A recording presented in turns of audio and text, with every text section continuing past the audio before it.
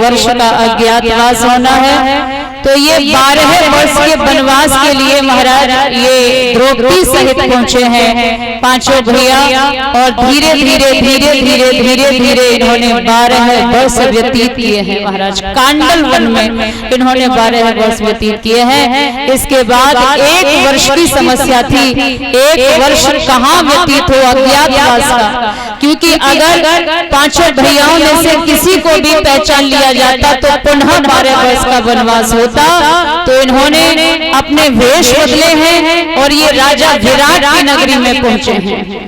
यहाँ पर महाराज ये जो कमल नयन के यहाँ धर्मराज कंक नामक ब्राह्मण के रूप में अपना परिचय देते हैं। भीम ने बल्लभ के नाम से परिचय दिया है और द्रौपदी का सैरंध्री के नाम से इन्होंने परिचय दिया है। और इस तरह से महाराज ध्यान रखिए, नकुल सहदेव जो है अश्वपाल बने हैं और अर्जुन थे वह अर्जुन महाराज आज किन्नर बन करके किन्नर का वेश धारण करके ऐसा उन्होंने अपना रूप बनाया है। और जो राजा की बिटिया थी जिसका नाम था उत्तरा, उसे शिक्षा देने लगे महाराज, नृत्य सिखाने लगे। समय धीरे धीरे धीरे धीरे व्यतीत होता है। बात उस समय की है 1 वर्ष में 37 दिन बचे थे। भैया दूज का समय जब आया तो महाराज राजा विराट का कमल नयन का साला था जिसका नाम था कीचक, और ये कीचक अपनी बहन के यहाँ महाराज द्यूज खाने के लिए आया।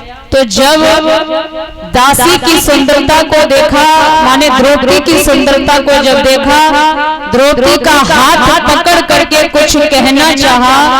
इसी बीच में द्रौपदी ने हाथ छुड़ाया और ये कहा, हम आज नहीं कल तुमसे बात करेंगे।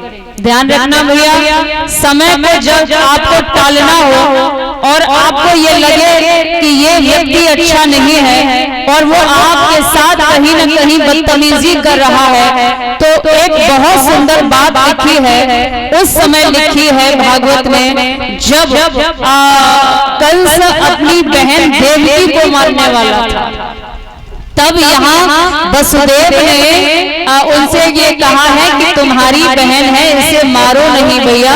जो भी हमारी बहन के गर्भ से बच्चा, जो भी हमारी पत्नी के गर्भ से बच्चा पैदा होगा, तुम्हारी बहन के गर्भ से जो भी बच्चा पैदा होगा हम तुमको देंगे। वसुदेव ने यहाँ पर भेद नीति से काम किया है। भेद नीति लिखा हुआ है कि जहां आपको लगे कि काम बनने वाला नहीं है तो वहां उसी के अनुसार थोड़ा सा टालने की कोशिश करो। भैया आज नहीं कल जरूर कर देंगे। कोई व्यक्ति अच्छा नहीं है, आपसे कहीं ना कहीं लड़ने का उसका मूड है, तो कहिए भैया आज नहीं कल आपसे बात करेंगे। कोई भी अगर व्यक्ति आपको ऐसा लग रहा है ये अच्छा नहीं है, मेरे साथ व्यवहार अच्छा नहीं करेगा, तो थोड़ा सा अलग हट जाएं, उसमें भलाई है। आप सज्जन पुरुष हैं और वो दुष्ट प्रवृत्ति का है, बात कभी बनेगी नहीं, क्योंकि कुत्ते का काटना और चाटना दोनों ही हानिकारक होते हैं महाराज। कुत्ते का काटना और चाटना दोनों ही हानिकारक होते हैं। ठीक इसी तरह से दुष्ट व्यक्ति की संगति और कुसंगति, मित्रता और शत्रुता दोनों ही हानिकारक हैं। और दुष्ट व्यक्ति के साथ ना तो मित्रता करिए और ना ही शत्रुता करिए। अगर आपने इन दोनों में से कुछ भी एक भी अगर आपने चूज किया, माने मित्र बनाया या शत्रुता की, तो आपका फायदा नहीं है। भलाई इसी में है कि उस व्यक्ति को बिल्कुल नजरअंदाज कर दिया जाए, बिल्कुल छोड़ दिया जाए। एक राजा है महाराज, और राजा एक बहुत ही पतली गली से जा रहा है, उधर से एक सांड आ रहा है। अब राजा सांड से ये नहीं कहेगा कि तू यहाँ से हट जा, मैं यहाँ का राजा हूँ। अगर राजा सांड से ये कहता है कि तू यहाँ से हट जा, मैं राजा हूँ, तो सांड भी कहेगा तू तो केवल राजा ही है, मैं महाराजा हूँ, आजा फिर दो दो हाथ हो जा। सांड तो सांड है। अब ये राजा अगर अच्छा आदमी है अगर राजा सद्विचार वाला है तो उस स्थान को छोड़ करके दूसरे स्थान पर चला जाएगा, और जब साँड़ निकल जाएगा तब राजा अगली यात्रा करेगा। हमारे कहने का तात्पर्य यह है बड़े भैया, साँड़ से मेरा मतलब है फौजी भैया, साँड़ से मतलब है बेवकूफों से। कई बेवकूफ ऐसे होते हैं जो दिन में आपको कई बार बातें करेंगे, अरे नहीं ऐसा नहीं, ऐसा होना चाहिए, ऐसा नहीं, ऐसा होना चाहिए, और वो लड़ने को ही घूम रहे हैं। ये अज्ञानी है, ये अल्पज्ञ है, ये मूर्ख है। और अगर आप समझदार हैं तो ऐसे व्यक्ति से उलझना आपके लिए हानिकारक होगा, लाभदायक नहीं होगा। एक बार ऐसा हुआ बड़े भैया, फौजी भैया, एक व्यक्ति के यहाँ दो तोते थे, देखना संगतियों की संगति। वो तोता दोनों सगे भैया थे। उस व्यक्ति ने वो दोनों तोता बेचे, एक तोता को कसाई ले गया और एक तोते को महाराज एक संत ने ले लिया। तो माहौल जैसा होता है, संगति जैसी होती है, वैसा ही प्रभाव पड़ता है। तो वहां जो तोता संत के पास पहुंचा था वह हरे राम हरे कृष्ण, हरे राम हरे कृष्ण, हरे राम हरे कृष्ण जपने लगा। और जो तोता कसाई के यहाँ था तो कसाई रोज सिखाता था, पकड़ो मारो काटो, पकड़ो मारो काटो, पकड़ो मारो काटो।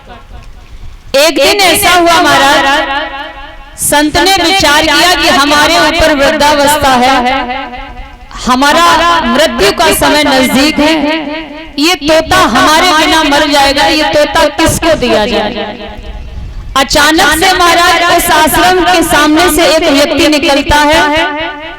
तो महात्मा जी ने उस व्यक्ति को बुलाया और ये कहा कि भैया ये तोता आप ले जाओ, इस तोते का पालन पोषण करना, ध्यान रखना, अब हमारी मृत्यु का समय बहुत नजदीक है।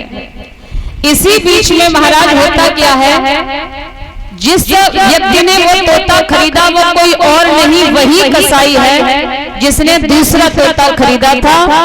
अब कसाई ने वो तोता ले लिया, अपने घर पर ले गया। यहाँ पर जब दोनों तोता एक दूसरे से मिले तो दोनों तोता ने पहचान लिया, बोले भैया तुम कैसे हो, तुम कैसे हो। तो पहले तोते ने कहा ये बताओ भैया आपने क्या सीखा है। तोते ने कहा हमने सीखा है हरे राम हरे कृष्ण, हरे राम हरे कृष्ण। दूसरे तोते से पूछा कि आपने क्या सीखा है, तो कहा हमने सीखा है मारो काटो, पकड़ो मारो काटो, पकड़ो मारो काटो। महाराज ध्यान देना, ये बात कसाई सुन रहा था। कसाई ने विचार किया कि इन तोते को बेचा जा सकता है और अच्छा मूल्य हमें मिलेगा, अच्छा रुपया मिल जाएगा। वो कसाई राजा के पास गया और कहा महाराज ये तोता खरीद लो। तो राजा ने कहा इसका मूल्य क्या है। कसाई ने कहा इसका मूल्य है एक तोते का 1 लाख है और दूसरे तोते का मात्र 1 रुपया है। तो राजा ने कहा भैया इतना अंतर कैसे है, एक तोता 1 लाख का और एक तोता मात्र 1 रुपए का, इतना अंतर। तो 1 लाख की जब बात आई तो राजा ने कहा नहीं भैया हम इसे नहीं खरीदेंगे, आप ले जाओ। कसाई ने कहा महाराज कौन सा आप दूर रहते हैं, कौन सा हम दूर रहते हैं, आप कुछ दिन तक तोता रख लो, आपको उचित लगे कि तोता 1 लाख रुपए लायक है तो हमें रुपए दे देना, और न लगे तो हम वापस ले जाएंगे। तोता महाराज राजा ने रख लिया, बात तो सही कह रहा है। तोता उसके यहाँ रहने लगा। जो तोता 1 लाख का था राजा ने अपने कमरे में उस तोते को बैठाया। अब वो सुबह 4 बजे ही कहे हरे राम हरे कृष्णा, हरे राम हरे कृष्णा, हरे राम हरे कृष्णा, और कहे राजा उठो, वैसे भी तो सारी जिंदगी हो गई सोते सोते, अब क्या सारी जिंदगी सोते ही रहोगे, जीवन निकाल दिया, भगवान का नाम नहीं लिया। तोते ने महाराज जब ऐसा कहा राजा ने विचार किया अरे ये तोता तो सच में बहुत अच्छा है, 1 लाख रुपया इसका कम है, अगर कसाई मांग रहा है तो दे देना चाहिए। 1 लाख रुपया भी इस तोते की कीमत कम ही लग रही है। अब राजा ने विचार किया कि उस तोते से मिला जाए जो तोता बाहर टंगा हुआ है। जैसे ही राजा ने अपना दरवाजा खोला, तोता एकदम से बोला, पकड़ो मारो काटो, पकड़ो मारो काटो, पकड़ो मारो काटो। राजा ने समझ लिया कि कसाई ने क्यों 1 लाख रुपया बताया और क्यों 1 रुपया बताया। मतलब प्रिय भक्तों, मैं यहाँ एक बात कहना चाहती हूँ आप सबसे कि आप ही अपनी वैल्यू, आप ही अपनी कीमत बढ़ा सकते हो और आप ही अपनी कीमत गिरा सकते हो। अगर आप संगति में फंस गए तो सारा जीवन बर्बाद होगा, और अगर आपने किसी की संगति अच्छी कर ली तो जीवन सुधर जाएगा। बोलिए बाल कृष्ण भगवान की। महाराज आज कीचक जो है वह कीचक ने द्रौपदी का हाथ जैसे ही पकड़ा, द्रौपदी ने कहा आज नहीं कल तुम्हारे पास आएंगे। अगले दिन महाराज द्रौपदी जो है रात को नींद नहीं आ रही है, द्रौपदी रो रही है। अर्जुन के पास में गई और जाकर के कहा कीचक ने मेरा हाथ पकड़ करके हमें बुलाया है। अर्जुन ने कहा कि द्रौपदी 1 वर्ष में 37 दिन है, कैसे भी काट लो।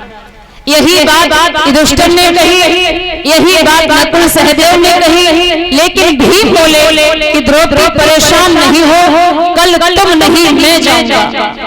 और रात्रि का समय है महाराज। आज भीम ने स्त्रियों की वेशभूषा में पहनी और पांव में पायल पहन करके कीचक से मिलने के लिए जब गए, कीचक इंतजार कर रहा है, दासी आ रही होगी, लहंगा चुन्नी पहन के अंधेरे में भीम जा रहे हैं। लोग यही जानते हैं कि कोई स्त्री जा रही है। आज कीचक से मिलने के लिए जैसे ही भीम आगे बढ़े हैं, कीचक भी आगे बढ़ा है और तभी भगवान भीम ने ऐसा थप्पड़ दिया है कीचक के गाल पर कि कीचक जगमगा गया। कीचक ने विचार किया ये कोई दासी नहीं है, दासा लग रहा है। और तब महाराज आज युद्ध हुआ, कीचक और भीम से युद्ध हुआ और युद्ध होते होते भीम ने कीचक का वध कर दिया। ध्यान रखिए, चारों तरफ में खबर फैल गई कीचक मारा गया, कीचक मारा गया। लेकिन कीचक को मारने वाला ऐसा कौन सा बलवान था? ये बात जब दुर्योधन ने सुनी है तो कहा है कि भीम के अलावा कोई भी कीचक का वध नहीं कर सकता है। ध्यान रखना, जब तक दुर्योधन ने अपनी सेना को भेजा तब तक पूरा अज्ञातवास का समय समाप्त हो चुका था। युद्ध हुआ है और सारी सेना को भगा दिया। इधर राजा कमलनयन ने ये सुना है हमारे यहाँ जो नौकर थे वह नौकर नहीं पांडव है, चरणों पर गिर पड़े हैं और कहा क्षमा कर देना, गलती हो गई। तब प्रिय भक्तों पांडवों से यानी अर्जुन से एक बात कही है कि हम अपनी बिटिया उत्तरा का विवाह आपके साथ करना चाहते हैं। अर्जुन ने हाथ जोड़ लिए, हम आपकी बिटिया के साथ विवाह नहीं कर सकते हैं। अगर आपकी इच्छा है, मेरा बेटा अभिमन्यु है, आप अभिमन्यु के साथ विवाह करें। महाराज समय आने पर उत्तरा का विवाह अभिमन्यु के साथ में हुआ है। ये लौट करके आए हैं और इस तरह से आज भगवान श्याम सुंदर से आकर के कहा कि दुर्योधन से कहो कि रहने के लिए हमें स्थान दे दिया जाए। भगवान श्री कृष्ण दुर्योधन को समझाने के लिए गए तो दुर्योधन ने कहा सूच अग्रिम नेम दस्याम बिना युद्धेन केशव, बिना युद्ध के सुई की नोक के बराबर भी भूमि हम नहीं देंगे। महाराज इतना जब सुना है तो युद्ध होना ही था। और यही पर भगवान कृष्ण से कहा है प्रभु भोजन कर लीजिए। तब ये लिखा है महाराज कि जब भोजन कराने वाले का मन प्रसन्न ना हो, अब भोजन करने वाले का मन प्रसन्न ना हो तो ऐसी स्थिति में भोजन नहीं करना चाहिए। मान लीजिए आपको भूख लगी और जिस घर पे आप गए वहाँ की माताएं टेढ़ी टेढ़ी घूम रही हैं, कहाँ से आ गए ये भूखे, अब हमें बनाना पड़ेगा, हम उठेंगे इनके लिए रोटी बनाएंगे, तो ऐसी जगह पर भोजन नहीं करना चाहिए।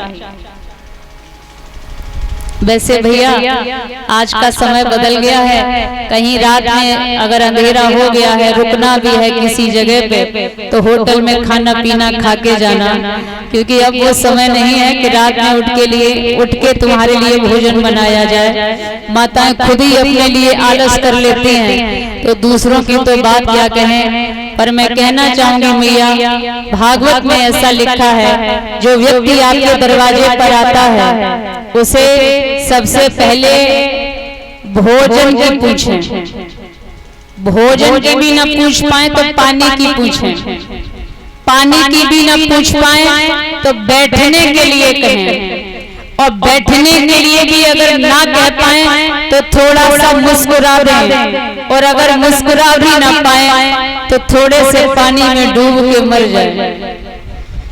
यहाँ तक लिखा है। हाँ भाभी यही लिखा है। अब आपके ऊपर है। अच्छा कई मैया लोग होती ना, जब खाना आप खाते हैं तो पूछती हैं रोटी ले आए, रोटी ले आए, रोटी ले आए। अब जो खाना खा रहा है वो तो खुद ही मना कर देगा जब उसका पेट भर गया होगा। इसमें पूछने वाली बात क्या है कि रोटी ले आए, रोटी ले आए।